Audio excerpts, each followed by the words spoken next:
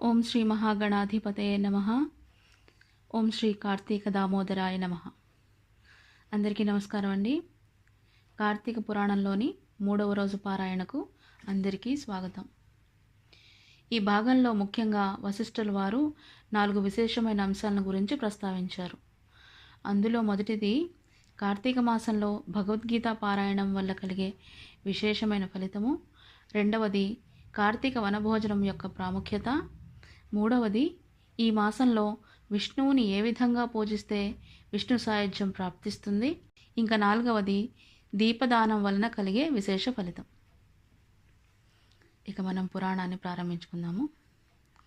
వశిష్ఠుల వారు కార్తీక మాసం యొక్క విశేషాన్ని మరింత విపులంగా జనక మహారాజుకు తెలియజేస్తూ, మహారాజా, శ్రద్ధగా వినండి. మనం చేసిన పాపాలన్నింటినీ నశింపజేయగల శక్తి ఒక కార్తీక వ్రతానికి మాత్రమే ఉన్నది.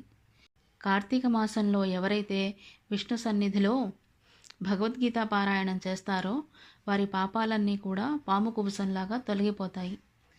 ముఖ్యంగా 11, 12 అధ్యాయాలను పారాయణ చేసేవారు వైకుంఠానికి క్షేత్రపాలకులవుతారు.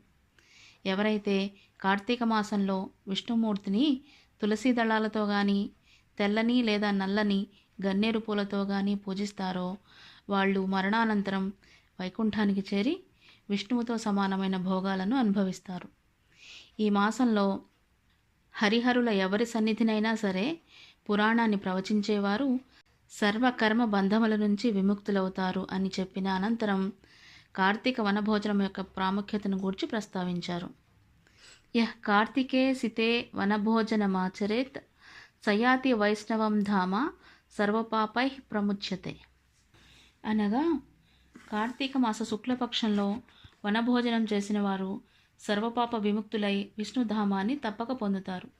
ఆ సమయంలో చేసే పూజ, జప, హోమ, భోజన, తర్పణ ఫలాలతో అశోచవంతుల సంభాషణలను వినిన పాపం తుడిచిపెట్టుకుపోతుంది. కాబట్టి మహారాజా, కార్తీక మాస శుక్లపక్షంలో అన్ని రకాల వృక్షాలతో పాటుగా ఉసిరి చెట్టు కూడా ఉన్న తోటలోనే వనభోజనం ఏర్పాటు చేసుకోవాలి. ఉసిరి చెట్టు కింద సాలగ్రామాన్ని ఉంచి గంధ పుష్పాక్షలతో పూజించి యథాశక్తి బ్రాహ్మణులను ఆహ్వానించి వారితో కలిసి భోజనం చేయాలి. ఇలా కార్తీక మాసంలో ఎవరైతే నిర్వహిస్తారో వారు గతంలో చేసిన సర్వపాపాల నుంచి విముక్తి పొంది విష్ణులోకాన్ని పొందుతారు. ఈ కార్తీక మహాత్మ్యాన్ని భక్తి శ్రద్ధలతో విన్న బ్రాహ్మణుడొకడు దుర్యోని సంకటం నుంచి రక్షించబడిన కథ చెప్తాను, శ్రద్ధగా ఆలకించండి అంటూ దేవదత్తోపాఖ్యానాన్ని ప్రారంభించారు వశిష్ఠుల వారు. పూర్వం కావేరీ తీరంలో దేవశర్మ అనే సద్బ్రాహ్మణుడు ఉండేవాడు. అతనికి పరమ దుర్మార్గుడైన కొడుకు కలిగాడు. అతని పేరే దేవదత్తుడు. ఇతగాడి దుష్ప్రవర్తనను గుర్తించిన తండ్రి అతన్ని పాపపు పనుల వైపు వెళ్లకుండా చేయాలని సంకల్పించి కొడుకుతో ఇలా అన్నాడు: నాయనా, ఈ కార్తీక మాసం అన్ని రోజులు ప్రాతస్నానం ఆచరించి సాయంకాల సమయంలో విష్ణు సన్నిధిలో దీపారాధన చేస్తూ ఉండు. నువ్వు ఈ వ్రతాన్ని చేయడం వల్ల ధన్యజీవుడు అవుతావు అని చెప్పాడు. కానీ దేవదత్తుడు తాను ఇటువంటి కట్టుకథలను నమ్మననియు కార్తీక వ్రతాన్ని ఆచరించననియు తండ్రికి పరుషంగా ఎదురు సమాధానం చెప్పాడు. అందుకు కోపావేశక్తుడైనటువంటి దేవశర్మ తన కుమారుడిని అడవిలోని చెట్టు త్వరలో ఎలుకవై పడి ఉండమని శపించాడు.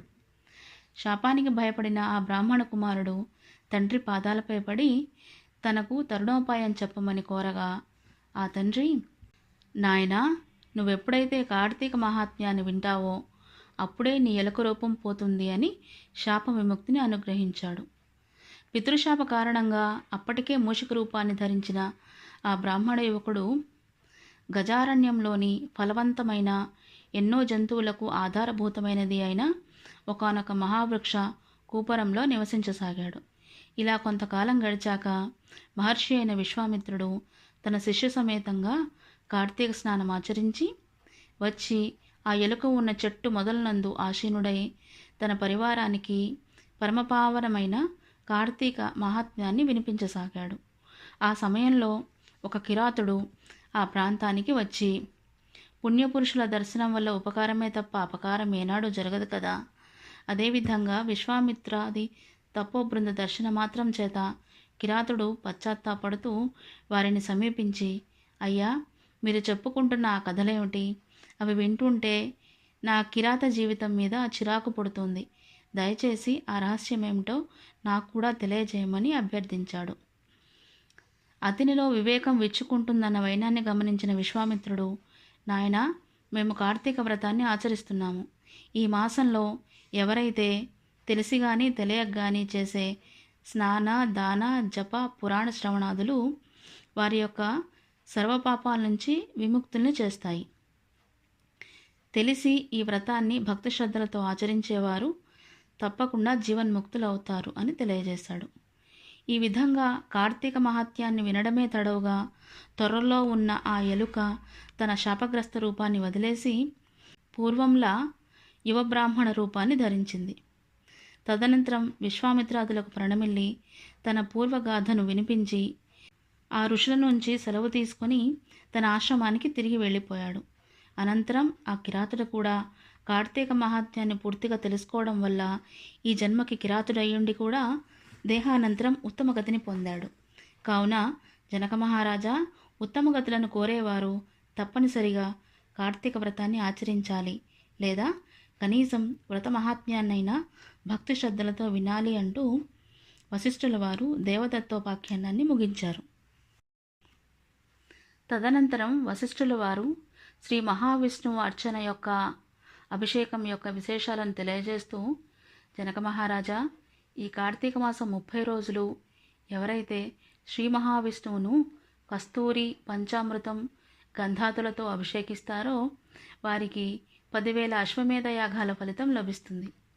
ఈ మాసమునందు సంధ్యవేళలో విష్ణువు సన్నిధిలో దీపారాధన చేసినా లేక దీపదానాన్ని చేసినా వారు తప్పక విష్ణులోకాన్ని పొందుతారు. పత్తిని శుభ్రపరిచి దానితో ఒత్తిని చేసి బియ్యపిండి లేదా గోధుమ పిండితో ప్రమిదను చేసి ఆ ప్రమిదలో ఆవు నెయ్యి పోసి దానిలో ఒత్తిని వేసి వెలిగించి ఒకానొక సద్బ్రాహ్మణ్ణి ఆహ్వానించి వెండి ప్రమిదను, పమిడి ఒత్తిని చేయించి వాటిని బియ్యపిండి మధ్య ఉంచి పూజించి తదనంతరం బ్రాహ్మణుడికి భోజనం పెట్టిన తర్వాత తామే స్వయంగా ఈ క్రింది మంత్రమును చదువుతూ బ్రాహ్మణుడికి దీపాన్ని దానం చేయాలి. సర్వజ్ఞానప్రదం దీపం సర్వసంపచ్చుభావహం దీపదానం ప్రదాస్యామి శాంతిరస్తు సదామమ. దీని అర్థమేమనగా, జ్ఞానమును, సంపదను, శుభములను కలిగించేదైన దీపదానాన్ని చేస్తున్నాను. దీనివల్ల నాకు నిరంతరం శాంతి సుఖాలు ఏర్పడుగాక అని చెప్పుకుంటూ పిండితో సహా బ్రాహ్మణుడికి దీపాన్ని దానం చేయాలి. అలా చేసిన వారు అక్షయమైన పుణ్యఫలాన్ని పొందుతారు. ఈ దీపదానం వలన విద్య, జ్ఞానం, ఆయుర్వృద్ధి, అనంతరం స్వర్గభోగాలు కలుగుతాయి. అందుకు నిదర్శనంగా ఒక కథ చెబుతాను విను అంటూ ఒక లుబ్ధ వితంతువు కథను వశిష్ఠుల వారు చెప్పడం ప్రారంభించారు. పూర్వం ద్రవిడ దేశంలో ఒక అనాథ వితంతువు ఉండేది. ఆమె రోజు భిక్షాటన చేసి ఆ వచ్చిన దానిలో మంచి అన్నంను, కూరలను విక్రయించి తాను మిగిలిన అన్నంతో తృప్తిపడుతూ ధనాన్ని వెనకేయసాగింది. ఇతరుల ఇండ్లలో పనిచేస్తూ ప్రతిఫలంగా వారి నుండి కొంత డబ్బును తీసుకునేది. అంతేకాకుండా అప్పుడప్పుడు ద్రవ్య భిక్షాటన కూడా చేస్తూ ఉండేది. ఆమె మనసంతా డబ్బు సంపాదనలో నిమగ్నమైందే తప్ప ఏనాడు హరినామ స్మరణ కానీ, హరికథలను కానీ, పుణ్యతీర్థ సేవనం కానీ, ఏకాదశి ఉపవాసం కానీ చేసేరుగదు.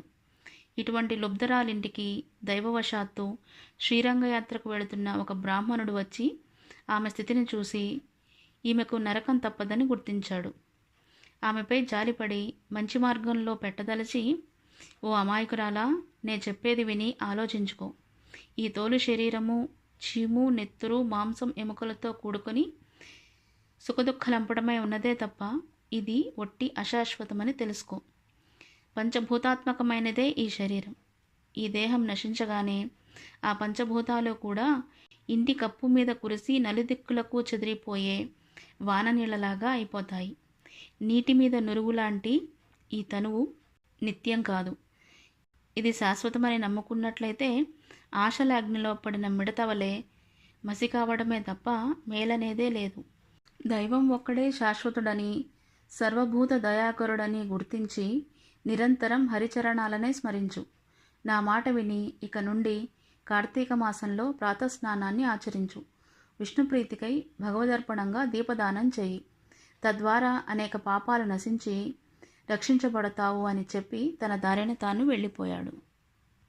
అతగాడి వాక్మహిమ వలన ఆమెకు జ్ఞానోదయమైంది. తాను చేసిన పాపాలకై చింతించింది. తాను కూడా కార్తీక వ్రతాన్ని చేయాలని సంకల్పించింది. అందుచేత ఆ సంవత్సరంలో వచ్చిన కార్తీక మాసాన్నే వ్రతాచరణ మాసంగా ప్రారంభించింది. సూర్యోదయ వేళకల్లా చన్నీటి స్నానాన్ని, హరిపూజను, దీపదానమును, పిదప పురాణ శ్రవణమును ఈ విధంగా కార్తీక మాసం 4 రోజులు ఆచరించి చివరి రోజున చక్కగా బ్రాహ్మణ సమారాధన కూడా చేసింది. తక్షణమే ఆమె బంధాలన్నీ నశించిపోయినదై శాశ్వత స్వర్గభోగ సౌఖ్యాలను పొందింది. కాబట్టి మహారాజా, కార్తీక మాసంలో అన్నిటికంటే ప్రధానమైనది దీపదానము. తెలిసి కానీ తెలియక కానీ ఎవరైతే ఈ దీపదానం చేస్తున్నారో వారు తమ పాపాలు నశింపజేసుకున్న వారే అవుతున్నారు. ఈ కథను చదివినా వినినా జన్మ సంసార బంధం నుంచి విముక్తులై విష్ణు భక్తి పరాయణులవుతారు అంటూ వశిష్ఠుల వారు ఈ కథ యొక్క విశిష్టతను ఫలశ్రుతి ద్వారా తెలియజేశారు. ఇంతటితో మన 3వ రోజు పారాయణ ముగిసినది. ఈ వీడియోపై మీ అమూల్యమైన అభిప్రాయాన్ని కామెంట్ రూపంలో తెలియజేయగలరు.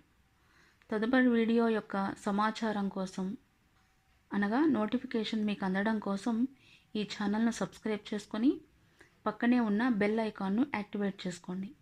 అందరికీ ధన్యవాదాలు. హరే కృష్ణ.